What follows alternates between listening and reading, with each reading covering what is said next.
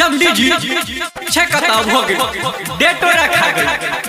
अब ये बता देती कि लड़का क्या करता, लड़का हाँ हाँ क्या करता है, बता देती। घर पर लोग पूछत रहला कि लड़का क्या करता। लड़का का कुछ नहीं आता है, खाली छोड़िए बताता है। का छौरी बताता है, लड़का को कुछ नहीं आता है, खाली छोड़िए बताता है। ये सोची सोची मन घबराता है, छाती में अब अटैक तो आता है।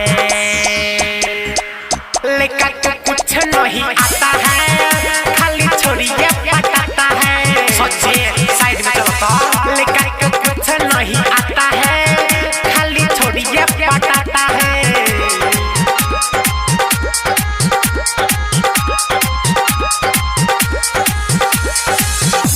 कुछ तो करता होगा ना।